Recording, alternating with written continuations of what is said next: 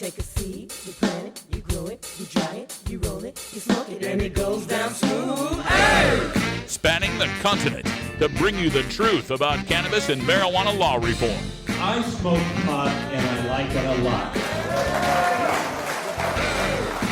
CannabisRadio.com presents The Russ Belville Show, the voice of the marijuana nation. Hey, this is great, man. Now, here's your host, Radical Russ Belville. Good day, tokers and tokettes and non-toking lovers of liberty. It is Monday, September 26th, 2016, and it's got to be 420 somewhere in the world. Thanks for joining us here in what I can't believe is the last week of September.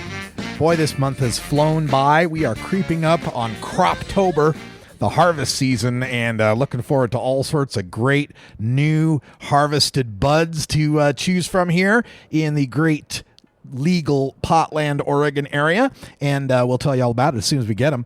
But today, of course, everybody's on pins and needles waiting for the CNN presidential debate that's taking place tonight. Hillary Clinton and Donald Trump locking horns tonight on CNN. I'll be watching it, and tomorrow I'll give you my take in hour 2 about what they talked about.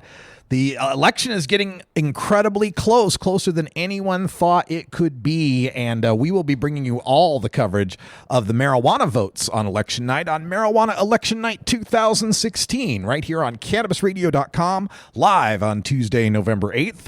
We'll start the show off at 3 p.m. Pacific, 6 p.m. Eastern Time. We'll run for the next 6 hours as we cover the poll closings from the Eastern Time Zone all the way to the Pacific Time Zone and the 9 different states and various local votes happening and a few candidates that are running that we're going to bring you coverage of. That's on Tuesday, November 8th, Marijuana Election Night. Check out MJ Election Night as the hashtag if you want more information. Now, coming up on today's show, it is Monday, so we will have our weekly visit from Dr. Mitch Earlywine in our Cannabis Q&A segment. And we've got our live phone line open now, so you can call in with your live questions, ask one of America's leading researchers your questions on cannabis science, culture, history, and health. That comes up at 1:30, and our phone number is 650-LEGAL-MJ. That's 650-534-2565. Write that number down or ask for it in our chat room and have it handy for 1:30 because we'll be taking live calls with Dr. Mitch Earlywine. We're also going to be looking at some new studies, one that says heavy marijuana use may damage your brain, vaporization may help reduce the chance of smoking cigarettes, sleep-deprived kids are more likely to smoke pot, GW Pharmaceuticals passes another trial for their Epidiolex, or was it Sativex? I'm not sure. And we'll take a look at the risk of antipsychotic medication and interactions with medical marijuana and the latest information on cannabis and pregnancy. Also coming up on the show today, we'll have time for a radical rant where at the end of the show, we take a look at the tragic slaying of Keith Lamont Scott, an unarmed black man, or maybe he was unarmed. We're still waiting for all that evidence. Police say he wasn't. But he was shot down by police in North Carolina. There have been protests and riots and looting for days now, on and off. It's gotten better as of late. But we're going to take a look at that case because it appears that marijuana played a very significant role that led to the death of Keith Lamont Scott. So we'll take a look at North Carolina laws on marijuana as well as open carry of guns and whether or not this man... whether or not the cops were justified in killing this man. Also coming up in hour 1, we'll have time for some drug war data mining. We got new polls out of Florida, Maine, and Arkansas to tell you about. Plus, we'll update you on the polls in the other states, the latest we've got here in our Cannabis Radio studios. We've got some behind the headlines. We're going to take a look at the latest numbers on marijuana arrests. The new FBI Uniform Crime Report is out today. But everything starts with the Cannabis Radio News. That's right after this next break. We've got all sorts of headlines for you coming out of Florida. And, of course, an update on Kevin Sabet and Gummygate. It's all coming up on The Russ Belville Show. This is The Russ Belville Show on CannabisRadio.com.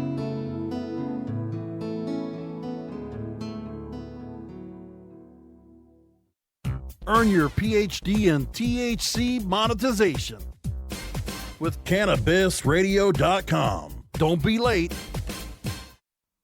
Oh, let the marijuana llama tell you something now about a game for your phone gonna make you say, wow! The game's about the game of growing cannabis for cash. Grow the seed, sell the bud, put the savings in the stash. Little by little, your empire grows large. Put the big celebrities inside your entourage. You can choose to play with Snoop or me or Cheech and Chong, Cypress Hill, Willie Nelson, Wiz Khalifa with a bong. The name of the game is Hemping, that's the point. Download and play while you light yourself a joint. The business of cannabis should be no crime. Hemp Inc. is even hot-proofed by the man who run High Times. Oh yeah?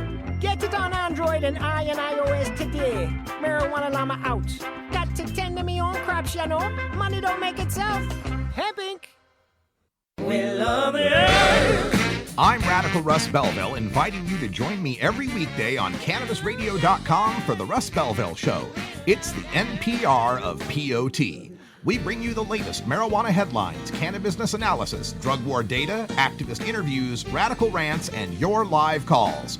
Join me every weekday at 3 p.m. Pacific, 6 p.m. Eastern, live only on CannabisRadio.com. You're not high. You're listening to the Russ Belville Show on CannabisRadio.com. We need to build a wall. Okay, maybe you're high, too.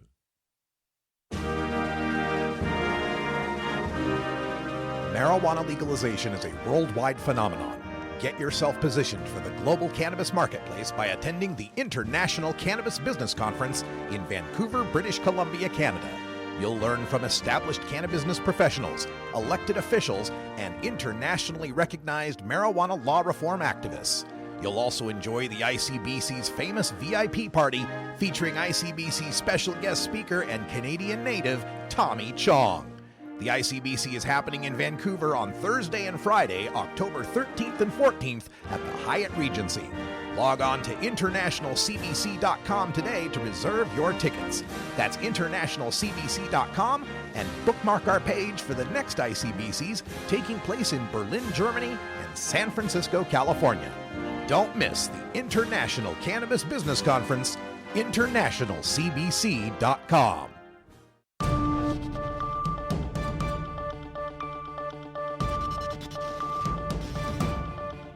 It's time for the Cannabis Radio News, covering the latest headlines in consumer cannabis, medical marijuana, and industrial hemp. Cannabis Radio News is now available exclusively at CannabisRadio.com. Now your marijuana headlines in 4 minutes and 20 seconds. This is Cannabis Radio News. This is your Cannabis Radio News for Monday, September 26, 2016. If Project Sam leader Kevin Sabet is the so-called quarterback of the anti-legalization movement, then former Police Lieutenant Diane Goldstein is the defensive end of the anti-prohibition movement who just sacked Sabet for a 10-yard loss. Goldstein, a board member with Law Enforcement Against Prohibition and proponent of California's Prop 64 legalization initiative, filed a complaint with the California Fair Political Practices Commission. The complaint alleges that the political arm of Project Sam, called Sam Action, violated campaign finance rules when it was late in disclosing its funding sources and not accounting for almost $150,000 in spending. FPPC Enforcement Chief Galena West informed Prop 64 campaign attorneys that her office, quote, will investigate the allegations, end quote, but hasn't yet evaluated their validity. Florida's limited medical marijuana oil program, estimated to approach $770 million when fully operational, may be forced to scrap the progress made so far and restart the process of licensing cannabis growers. Judge John Van Laningham is presiding over a challenge to the state's awarding of licenses to just 5 nurseries to cultivate cannabis to produce medical oil. Numerous license applicants allege the Florida Department of Health stacked the deck and played favorites in awarding the grow licenses. DOH has until October 17th to sway the judge's ruling, who seems to indicate his contempt of DOH's procedures and a willingness to rule for the growers and start the licensing over again. Only one dispensary in the entire state is producing and distributing the medical oil that was made legal in 2014. Restarting the licensing will delay new dispensary openings for months. Walnut Creek, California is the latest municipality to signal their opposition to the upcoming vote to legalize marijuana. In a 4-1 vote, the city council said worries about the children and stoned drivers impelled their rejection of Prop 64. Councilman Rich Carlston said, quote, "The negatives with this proposition vastly outweigh the positives," end quote. Councilman Justin Weddle added, quote, "It is about a criminal enterprise wanting to go into a more legitimate aspect of big business," end quote. Walnut Creek joins about 30 cities and 3 counties listed by the website noon64.net as opposing the Adult Use of Marijuana Act. However, the latest polls show 60% of the state's voters disagree and will vote yes on legalization. Reading, Pennsylvania may join Philadelphia, Pittsburgh, and Harrisburg in decriminalizing the possession of personal use amounts of marijuana. Tonight, the Reading City Council will discuss Bill number 2016, which would make possession a summary offense, a non-arrestable citation usually payable as a $50 fine. More details, such as possession amounts deemed personal, were not available at press time. Though legal marijuana isn't coming to Idaho anytime soon, legal marijuana is getting closer to the gem state. The Moscow Pullman Daily News reports that the newest Whitman County, Washington marijuana store allowed by the Washington State Liquor and Cannabis Board plans to set up shop less than 1 mile from the Idaho border. Whitman County Commissioner Michael Largent said he believes the store is opening so close to Idaho to target the Moscow market, where marijuana is still illegal and the University of Idaho is housed. Moscow Police Chief James Fry says he may contact the shop's owner, Premium Roast LLC, and see what they're thinking. Salt Lake City police say they're investigating after a 6th grade student brought to school pot brownies that sent 3 kids to the hospital. Police and school officials said Friday the girl gave or sold the brownies to 7 students on the playground before classes. Authorities say the kids knew the brownies contained the drug. At least 2 6th graders and a 3rd older girl remained hospitalized after ingesting them on Thursday, though their conditions weren't considered life-threatening. Marijuana tourism could join vineyards and pear orchards as Rogue Valley agricultural mainstays in southwest Oregon and draw in more tourists, pot growers say. The Oregon Liquor Control Commission say Jackson and adjacent Josephine counties have about half of the 258 indoor and outdoor grow sites in the state. This has been your Cannabis Radio News for Monday, September 26, 2016. I'm Russ Belville.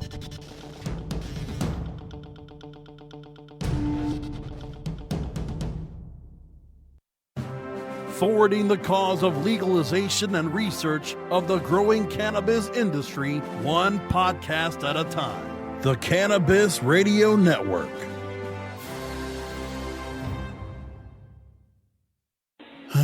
Cash? Sorry.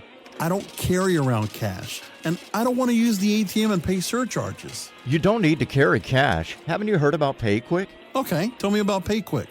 It's the safe and easy way to pay. It works just like your debit card to securely pay for your purchase, and it gives you rewards points every time you use it. Nice. PayQuick, the safe and easy way to pay. PayQuick.com.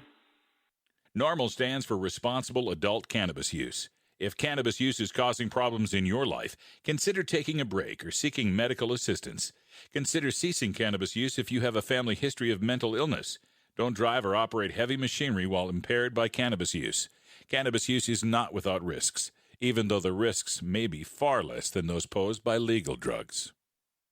You're not high. You're listening to the Russ Belville Show on CannabisRadio.com. You're going to find really wonderful, well-meaning, well-spoken people, and then people that are just batshit crazy.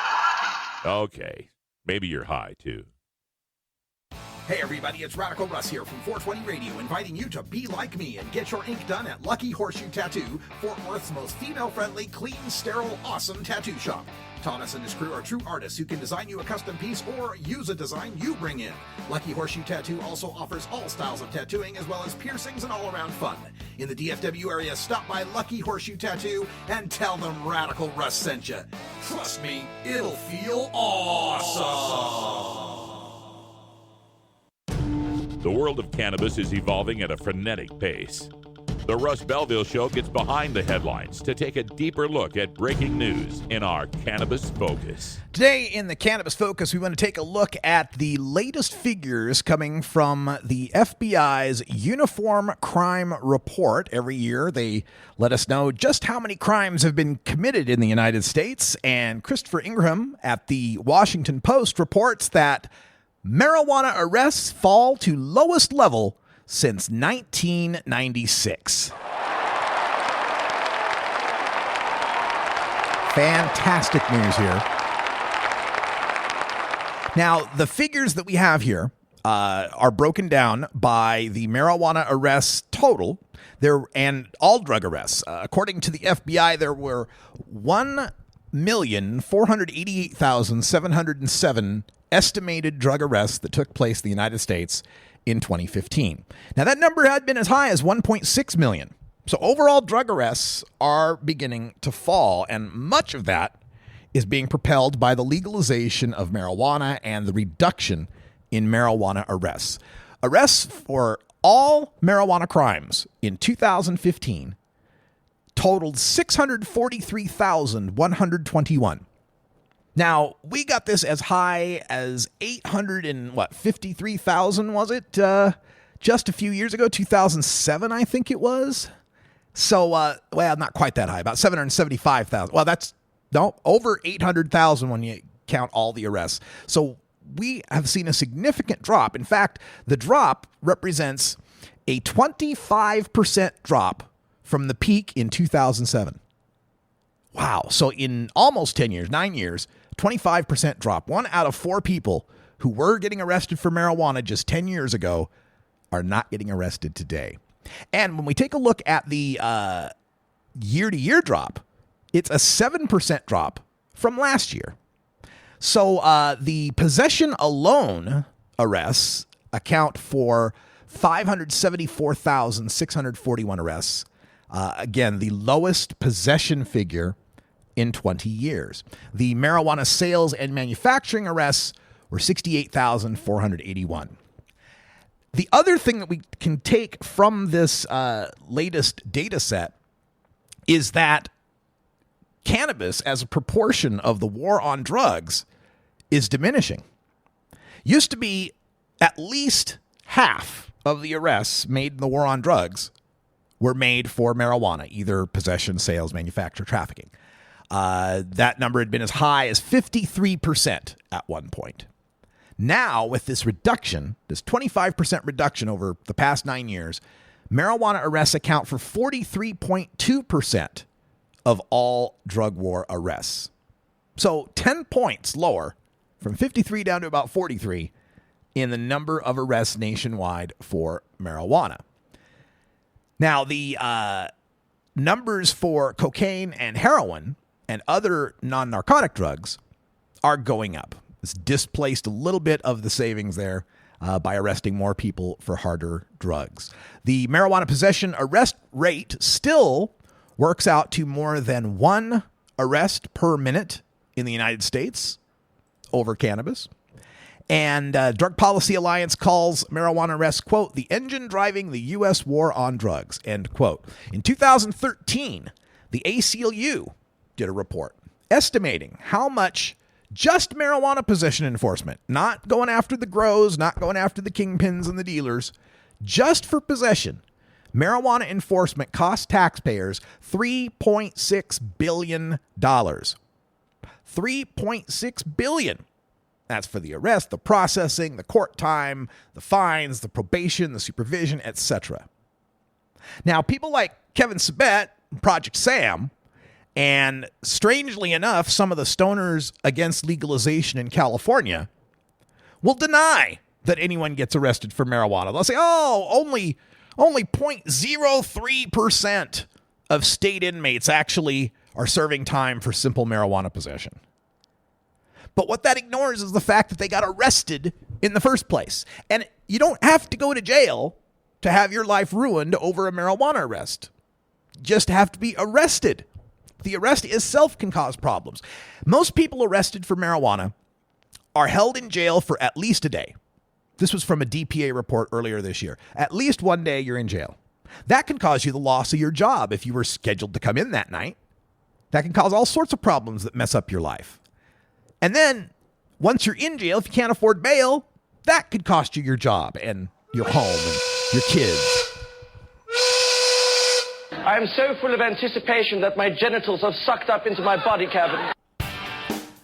It's remarkable to me that we can see year after year, hundreds of thousands of people have been arrested for marijuana in America, and yet people will try to downplay that as if 575,000 arrests are nothing.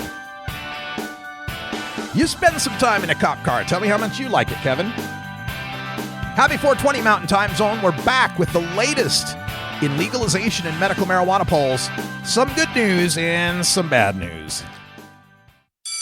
Next to THC and CBD, you can now add CBR to your cannabis vernacular. CBR as in cannabisradio.com.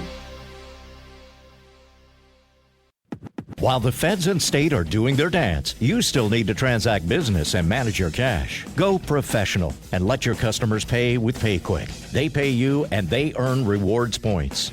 PayQuick connects to your bank account for free and secures all of your transactions. And with PayQuick, you can pay your producers and processors for free. Plus, it pays to have it because it makes depositing your cash safe and so easy. No cops, no crooks, just compliance and comfort, knowing you have your cannabis business in check with PayQuick. PayQuick, the safe and easy way to pay. PayQuick.com.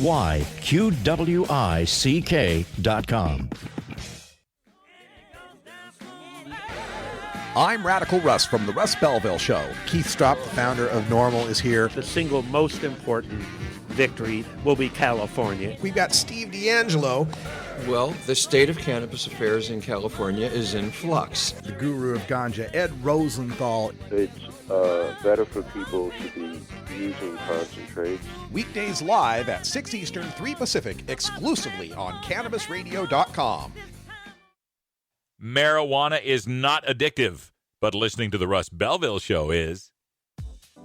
The Russ Belville Show is proudly sponsored by the Marijuana Business Association. The MJBA, called by NBC News the Cannabis Chamber of Commerce, is the fastest growing business association in the fastest growing industry in America. I've been working with the MJBA for years, and I personally invite you to join the MJBA. MJBA also publishes the popular MJ Headline News on Facebook and the MJNewsNetwork.com and Marijuana Channel 1 on YouTube. Visit mjba.net for more details.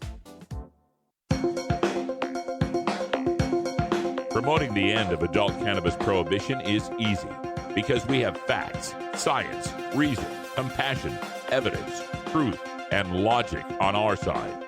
It's even easier when researchers catalog it all for us.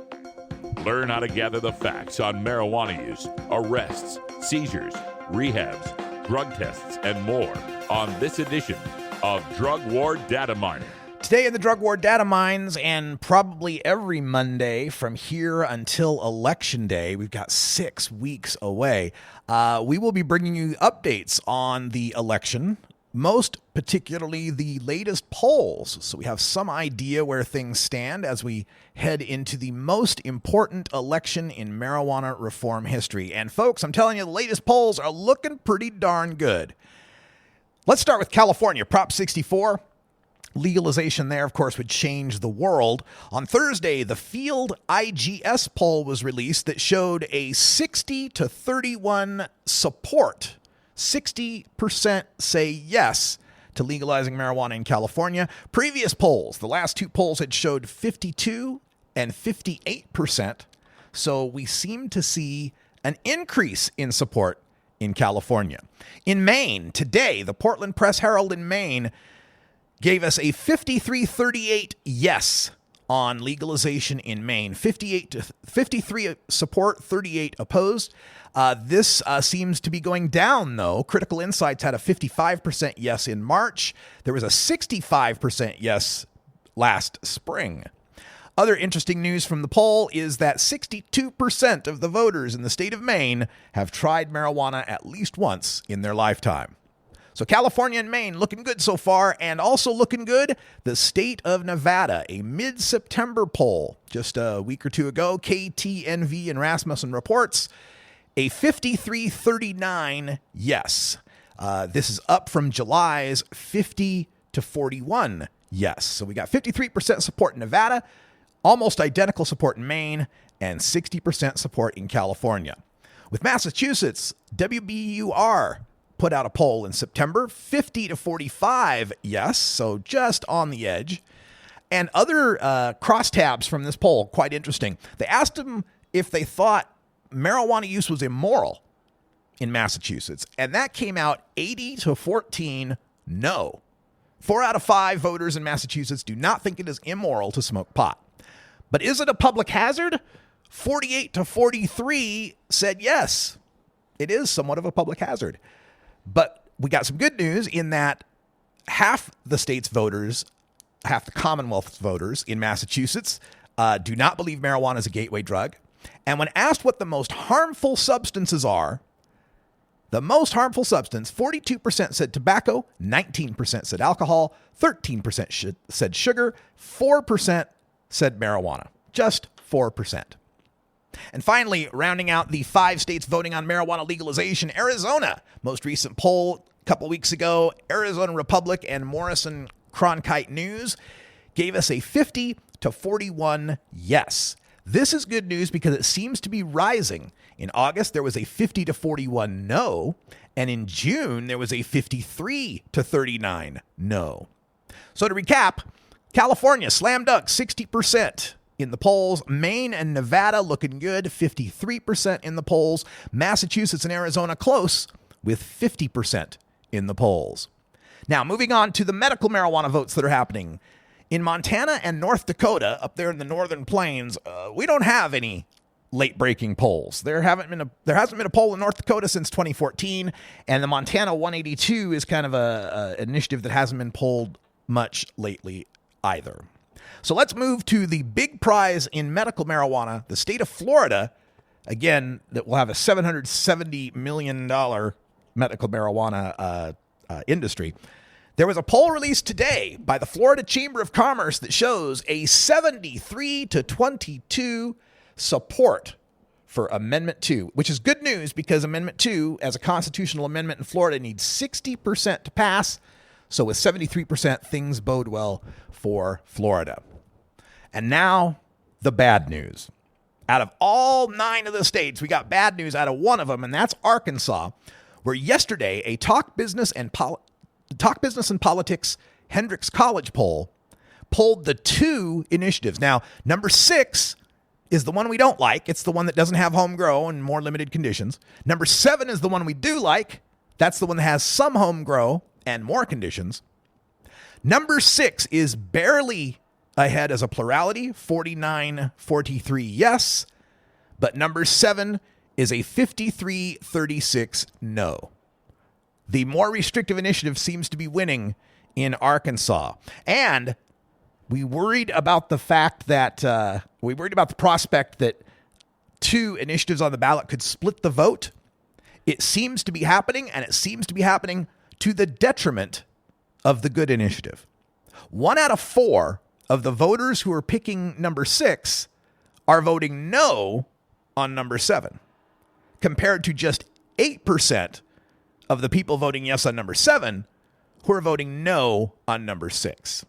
So there are 3 times as many people on the 6 side opposing 7 than on the 7 side opposing 6. And women oppose number 7 more than men. Women are making the difference here. Women are 51-39 yes for number 6, but 50-35 no for number 7. Men, 49-47 no on 6, 57-36 no on 7.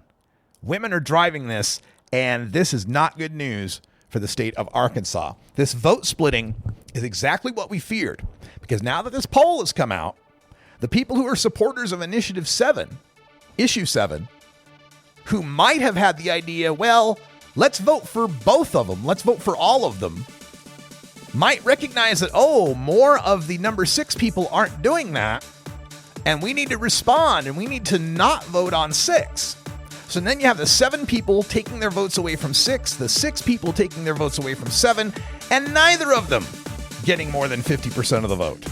The nightmare scenario in Arkansas just might be coming true. All right, stay tuned. We got Dr. Mitch next and your calls at 650-LEGAL-MJ. 650-534-2565. This is the Russ Belville Show on CannabisRadio.com.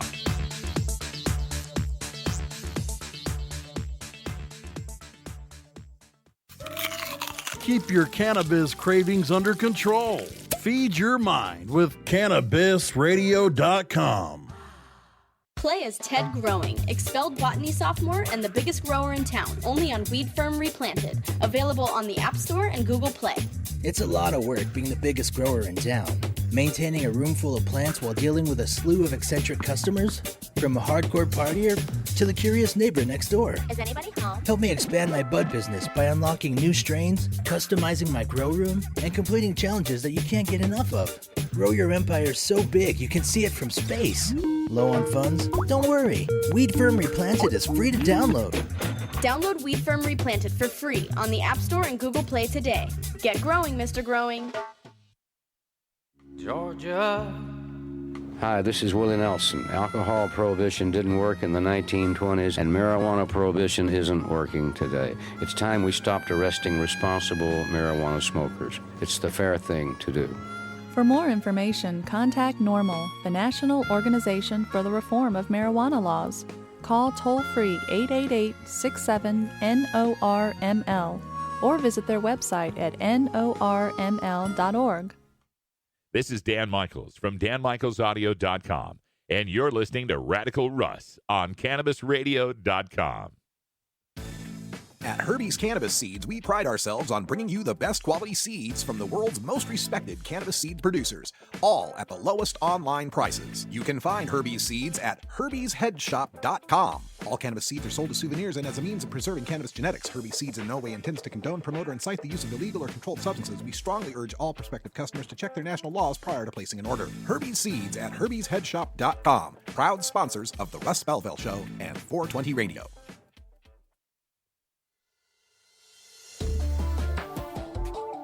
It's time for the Russ Belville Show's Cannabis Q&A with Dr. Mitch Earleywine. Dr. Earleywine is a professor of psychology at the State University of New York at Albany and a leading author and researcher on cannabinoids and health, who pins the Ask Dr. Mitch column for High Times Magazine. Get your questions ready in our live chat or call in to 971-533-7111 now. All right, welcome back, everybody. Time for our Cannabis Q&A, and we've got Dr. Mitch Earleywine on the line with us. How you doing, Dr. Mitch? Having a wild night after kind of a crazy day. How about you? Are you excited for the debate tonight? I'm actually a little frightened. Just a little frightened. All right, I am too, to be honest with you. But fortunately, I have some herbs to calm my nerves. I think I'm going to need it. And some folks out there, I understand, are enjoying various drinking games that they're going to play during the debate. We want to encourage everyone to be careful with those kind of things, because if you're gonna drink every time Donald Trump says something stupid, you could kill yourself. Alcohol's poison, isn't it, Dr. Mitch?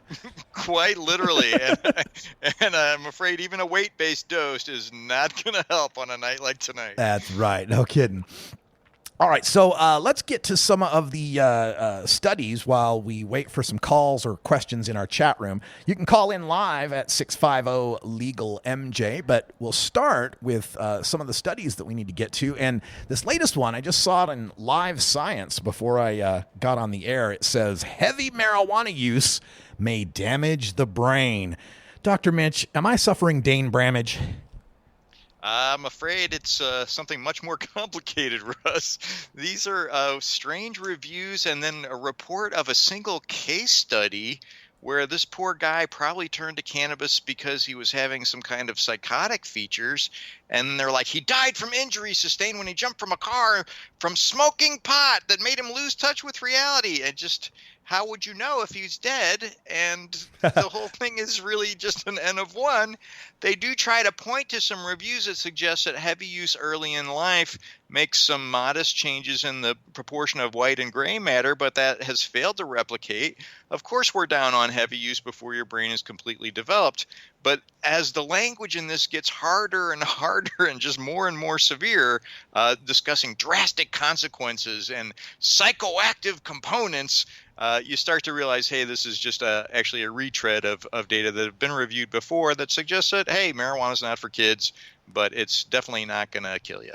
We have a follow-up question in our chat room kind of related to this that says there's been a lot of reference by prohibitionists to this study out of Switzerland where they examined marijuana habits of over 3,000 Americans for 25 years, said that people that smoke marijuana on a daily basis for long periods of time had poorer verbal memory in middle age than people who don't smoke or smoke less. Do you know about this study, and what's your take on it? I do remember that, and I hate to say it, the data are pretty compelling, but remember, these folks aren't randomly assigned. I'm afraid what happened is probably the folks who chose to use marijuana during the age when they were supposed to develop their vocabularies missed school that day or didn't encode those words. So it's partly a problem with that. And then there are some modest changes, but when you look at the effect sizes on these, it's really maybe half a word. So if you're trying to remember a dictionary, you won't remember dick. Well, I've been smoking marijuana for a long time, and my words be good. All right, let's. We've got another study here that says vaporizing cannabis can decrease a pot smoker's chance of getting addicted to tobacco and or nicotine. This sounds quite interesting. What's fun is you'd think, oh, hey, maybe there's some wild mechanism, but actually this is a correlational thing. So what a surprise, folks who choose to use a vaporizer exclusively also choose to avoid smoking cigarettes. Duh, like people who value their lungs. So I do think that there's a neat idea in that maybe vaporization, in part because it doesn't create that sensation of a heavy smoke inside the lungs that a number of tobacco smokers claim that they sort of crave and miss when they quit.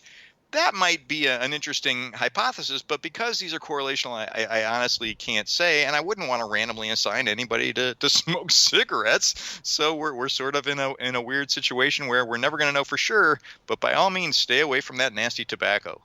All right. Well, there's a story I saw in the Daily Mail, and whenever I get to the British papers and stories about cannabis, I always have to exercise some caution and due diligence. But this one claims a study says that sleep-deprived kids were more likely to become cannabis consumers later in life. Any validity to this? So again, it's correlational, but in fact, we've seen some comparable stuff where generally being sleep deprived increases impulsive decisions in a number of domains. So they also binge drink more, they're more likely to overeat, and they're more likely to claim things like they don't wear their seatbelts, they wouldn't mind sitting in the front car of the roller coaster. So I think this is actually a sort of a personality trait where folks who are high in sensation seeking would rather go out and have fun than actually get their head hit the pillow. So I really want to encourage everyone tonight, go to sleep 15 minutes early, and you'll see this by the end of the week. If you keep it up, you're going to feel a whole lot better, regardless of how much cannabis you use. When we talk about sleep deprivation and the effects on people, of course, a major cause of highway accidents and such, but when we talk about getting enough sleep, is it a question of how many hours, or is it also the quality of the sleep, particularly as we've been seeing a resurgence of the understanding that heavy cannabis use can suppress your REM sleep and your ability to dream. Is there any thoughts on that as far as the quality of sleep? So in fact, yeah, if you miss out on those stage 3 and stage 4, even if you have the same number of time, you don't report the same wakefulness during the day afterwards. And so I do encourage folks to make sure they take some time away from the plant. And if you're really struggling, there's a new meta-analysis on melatonin suggesting as little as a milligram or a milligram and a half can really help you. And if you try that for 4 or 5 nights in a row while you're staying away from cannabis, You'll notice this wild dream rebound. You'll have wonderful things to talk about with your therapist. And then when you return to the plant, you'll notice you have lower tolerance and your sleep should be okay. But the real key is making sure you've got good sleep hygiene so that your bed is just for sleep and sex, and that you try to make sure your head hits the pillows 8 hours before you're supposed to wake up. I mentioned that folks online seem to be reawakening to, pardon the pun, to the dream information, the REM sleep. And can you refresh our listeners on how cannabis affects REM sleep and dreaming, and is that a bad thing? Unfortunately, it's not a great thing. Some folks are pointing out that it may mean you're actually getting more stage 4, the one that's sort of deeper than the dreaming. But I've seen some literature with cats and stuff like that. This just isn't a great idea for the long term.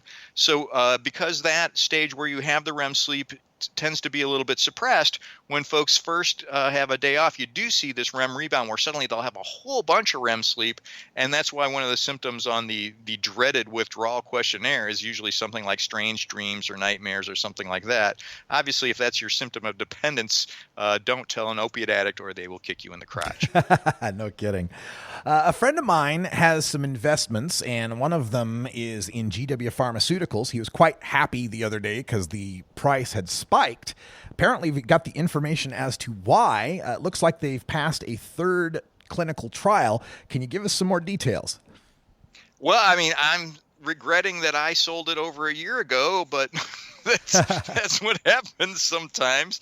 Basically, GW's now had 3 cannabidiol-oriented cannabis-based drugs. It's an interesting thing with children. It's focused primarily on a subset of an epileptic disorder that's characterized by seizures and some developmental delays.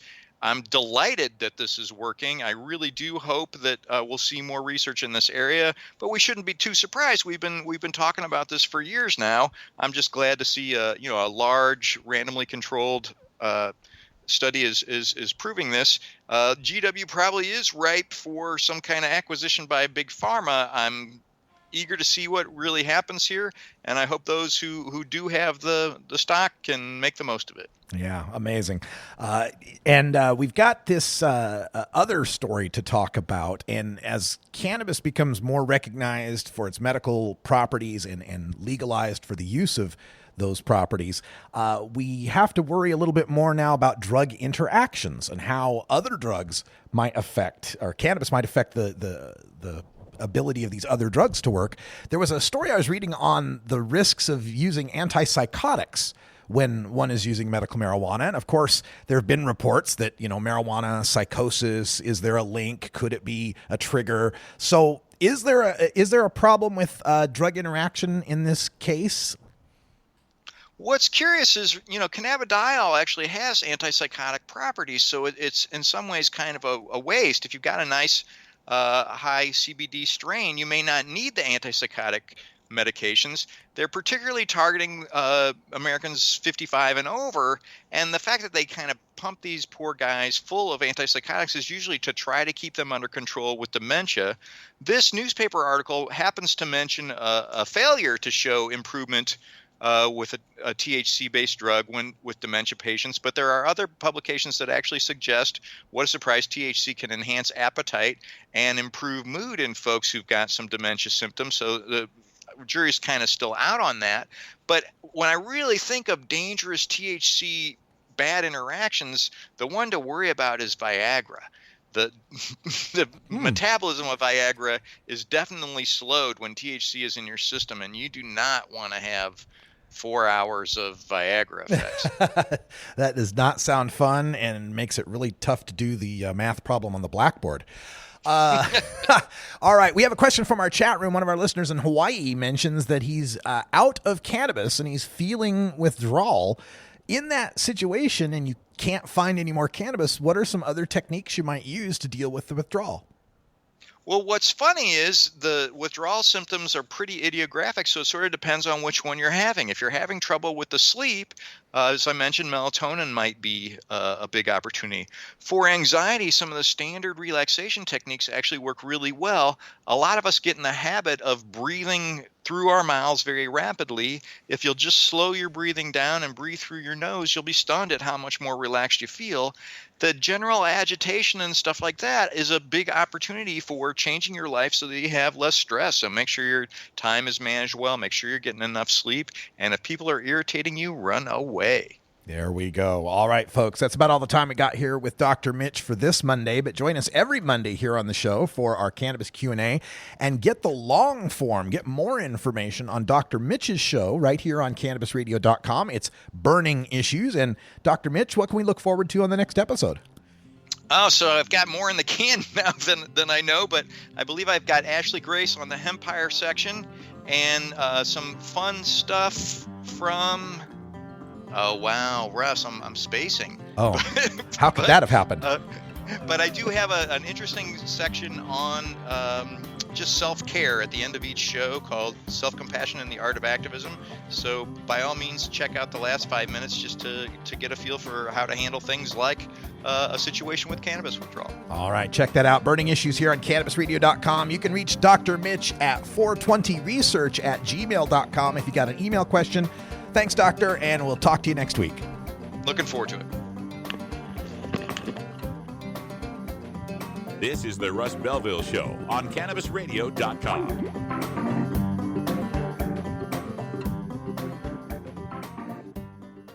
From dabs to chivas, sativas to indicas, we roll out a whole concentrate of fresh new content every week. It's like going from the greenhouse to the dispensary. CannabisRadio.com. The next generation of vaporizers has arrived. Vuber vaporizers are blazing the way with unparalleled technology for oil, concentrate, or dry flower pens. Providing unsurpassed customer service and expert craftsmanship, Vuber vaporizers use cutting-edge technology, providing a power-packed, smoother vapor with a lifetime guarantee. Experience vaporizing the way it was meant to be. The Vuber way.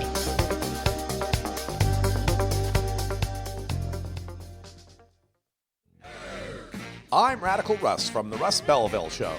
Good day, everybody. Radical Russ here in Aspen, Colorado at the Alaska Northwest Cannabis Classic, at the 26th Annual Boston Freedom Rally, at the High Times Cannabis Cup, Northern California, day one of CannaCon in Seattle, Washington. It's the Russ Belville Show, the NPR of POT, weekdays live at 6 Eastern, 3 Pacific, exclusively on CannabisRadio.com.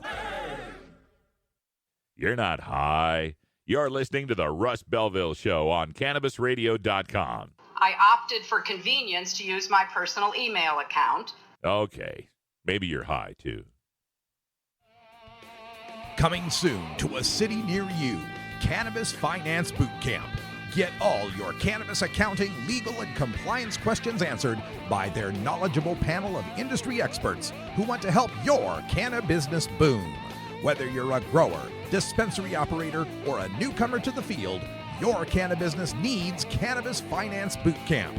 For information on upcoming events, visit CannabisFinanceBootCamp.com.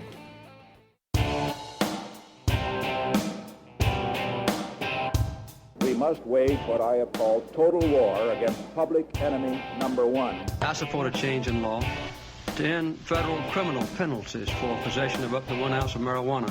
That marijuana, pot, grass, whatever you want to call it, is probably the most dangerous drug. Some think there won't be room for them in jail. We'll make room. I experimented with marijuana a time or two, and I didn't like it and didn't inhale. One major responsibility is to encourage people to use less drugs. Entirely legitimate topic for debate. Radical Rant. All right, folks, today in the rant, we head to North Carolina, where the police shooting and killing of Keith Lamont Scott has sparked protests and outrage. There's been a lot to cover in this story. The father, the 40-something-year-old man, was gunned down when he was approached by police after a call. They had been called to deal with him. There was video that was released from the wife who shot with her cell phone her husband being killed, and the North Carolina sheriff was not going to release any body cam video or dash cam video, citing, transparencies in the eye of the beholder, which is false. Transparency is transparency. But due to public pressure, has released some more video. And we've seen some of those videos now from the body cam and the dash cam that don't give us much more information than we already had on the case. Police insist that Scott had a small handgun and refused multiple commands to drop the weapon. Those commands were heard in the 3 different videos that were released, but in those 3 videos, it is unclear whether he has a gun in his hand. Now, this entire case, as far as that goes, is maybe beyond what we can cover here in today's show. But the situation that led to him being shot is something that certainly comes out on this show. And that is the beginning of this encounter by the police in North Carolina with Keith Lamont Scott started because the officers dispatched to the area. There were some plainclothes officers dispatched to the area who were serving a warrant on someone else. Completely somebody else, not Mr. Scott. When they approached where they were looking for their suspect, they noticed Mr. Scott sitting in his SUV, and according to them, they saw him rolling a blunt. Now, I've seen the crime photos, evidence photos. It was no blunt. It was a joint, but whatever. These officers, plainclothes officers, when they first see him, don't bother him because they figure it's just a joint, no big deal. Let me go to a story from Salon. Salon wrote this up, and I'm going to just read to you a bit from their coverage of this, talking about the police chief, whose name is Putney, Chief Putney, released a statement about this killing and how it began, how the encounter began. And I'll just read you from Salon. Along with the videos, the police also released a statement on what is known about the case. Although at first, quote, officers did not consider Mr. Scott's drug activity to be a priority, end quote. And this is from the statement from Putney, who points out that those plainclothes guys saw him rolling the joint, saw the marijuana, saw him rolling a joint, and figured, oh, no big deal. We're not going to bother this guy. It's not worth it because we still have to go serve this warrant. It's not worth our time. He's not hurting or harming anyone. And the guy we've got the warrant on is got to be more of a priority. So back to Salon.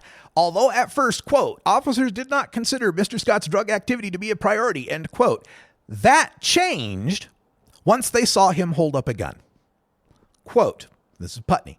Because of that, the officers had probable cause to arrest him for the drug violation and to further investigate Mr. Scott being in possession of the gun, end quote.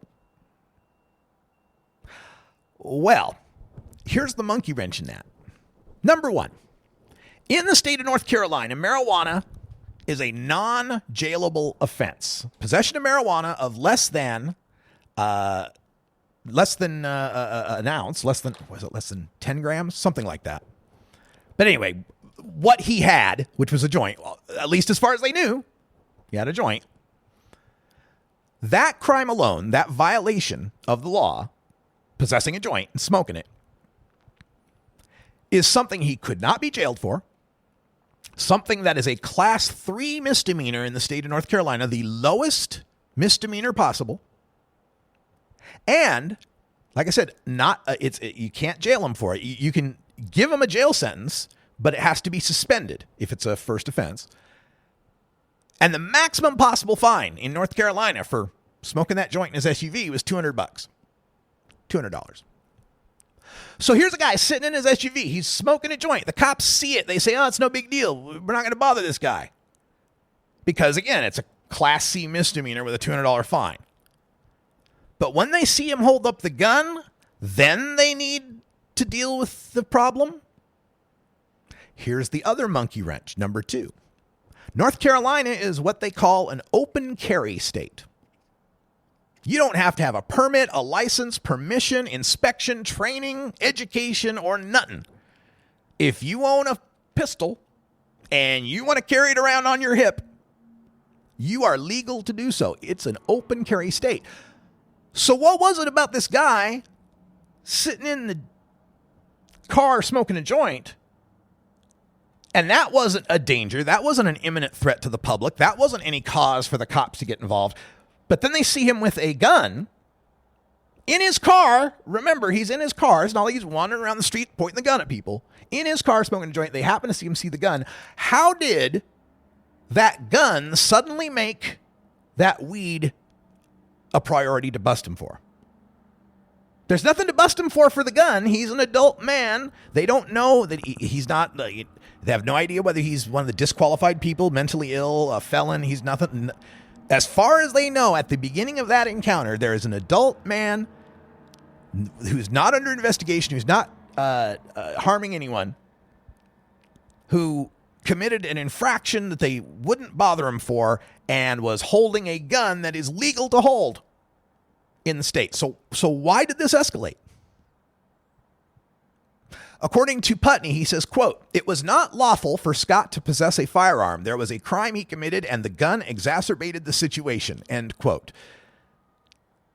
So what was the crime he committed? The crime being that he was smoking marijuana, right? Okay. That crime he committed was a crime that your officers decided not to bust him for. They exercised their discretion to leave him alone, according to you. And your claim that it wasn't lawful for him to possess a firearm is based on what? I looked through last night all of the North Carolina statutes I could on guns and gun ownership, gun possession. Now, you can't, and the federal ones too, right? Now, under federal law, you cannot sell or transfer firearms or ammunition to anyone who is a known abuser of Schedule I substances. So if someone wanted to try to walk up to Scott's SUV and sell him a pistol, seeing that he's smoking a joint, under the law, they could not do that. When we get to the state laws in North Carolina, you cannot take your gun into a place that serves alcoholic beverages. You cannot conceal carry, if you're a concealed carry permit holder, you cannot conceal carry your gun while you're intoxicated on drugs or alcohol. There's, of course, the statutes on possession of a firearm by a felon, which he was not. Possession of a firearm in the commission of a felony, which he was not doing.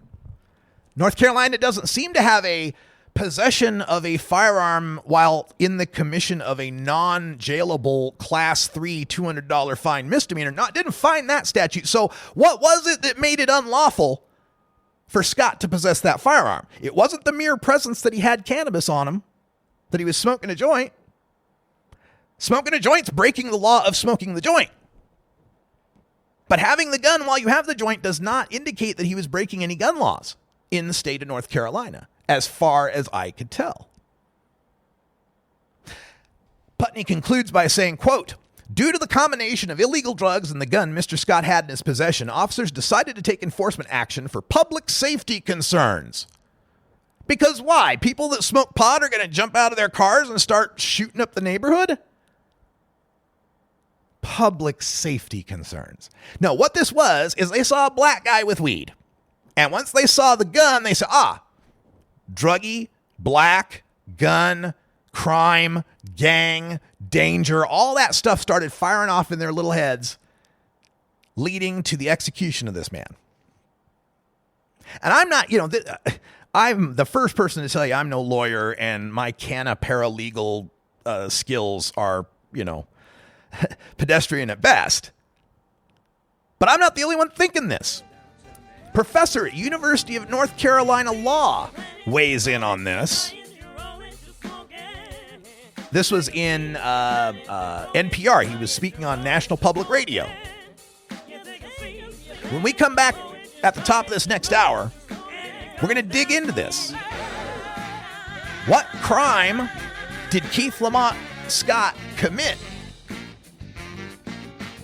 Plus, in hour 2, we've got some more stuff to talk about, including a look at some of the latest stories that are coming through, including this one from Capital Journal, Los Angeles Times, on the problems with rushing to legalize marijuana for stoners.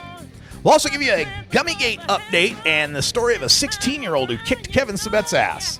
I'm Radical Russ. Thanks for joining us. And until next time, take care of each other, tokers.